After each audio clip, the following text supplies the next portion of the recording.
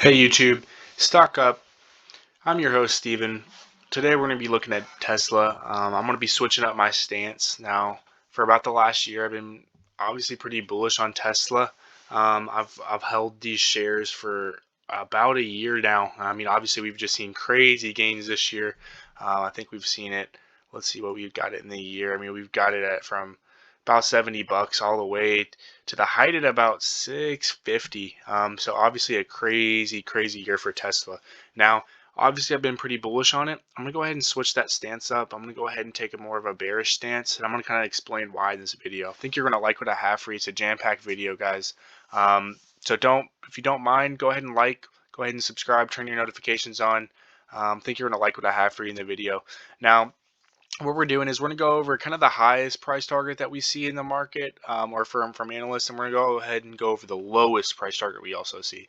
So the highest is from, I believe, Goldman Sachs. It's at 780. Now, obviously, this is very speculative, in my opinion. I think that a 780 is really looking into the future and what they can do. It's also just looking at how much they can, or how many different sectors that they do affect. I mean, they have solar panels, energy, batteries. Obviously, automotive is really what the stock should be valued at right now, is just automotive. But kind of if we're looking in the future, they can obviously affect those different industries. I know that there's some people that think that they might kind of own their own taxi system, self-driving taxi system, which would be awesome. Now I'm not really for sure of that. That's why I'm taking a little bit more of a bearish stance, is because there's not really any evidence to support that just now, or just yet. Now, if we look at the $90 price target, this is basically just because if we looked at the beginning of the year, it was about at a $70 price target. Now, obviously, it is set to 90. I believe that JP Morgan set this. Now, this $90 price target is basically just saying that the last 2 years, not very much has changed within the actual company. Now, that is really just looking more at the automotive side of it, which is probably true. So I think that he kind of needs to be met in the middle here. I mean, obviously, you want to be kind of taking in the future into effect in the stock price, how many different sectors affects, that kind of thing. So, I mean, honestly, my price target is, I would say, about 500, and I think we could see a huge pullback in the market when it gets added.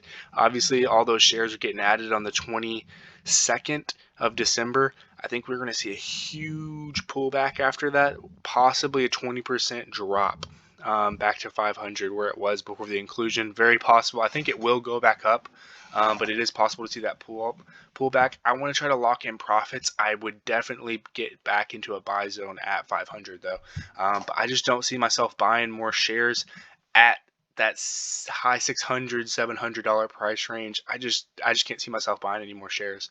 Now, a disclaimer: I'm not your financial advisor, so before investing in the stock market, for sure get with your financial advisor. Now, if we look at this other article here, Wall Street analysts have never been this bearish on Tesla. 45% of them are rating Tesla as a sell right now. I think that this is something to take note of. When you got about half of all of Wall Street's analysts rating this as a sell, it's not a good thing.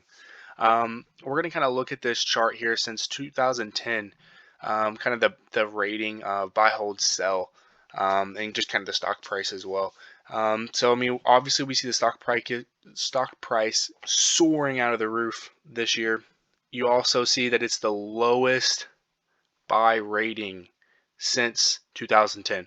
Definitely something to take note of. If you're owning shares, I would for sure think about locking in your profits this week. Wait for that pullback, and then buy the dip. I think that obviously you don't want to. I mean, Tesla is going to be good long term. They're going to be a good company long term. So, but at the same time, you do want to go ahead and lock in some of those profits. Now, if we look at kind of just Tesla in the last year, obviously we see the huge 700% gain almost this year. So if we look at the 3 months, obviously you're seeing much more of the same. This is a lot of the S&P 500 inclusion, especially right here, I believe.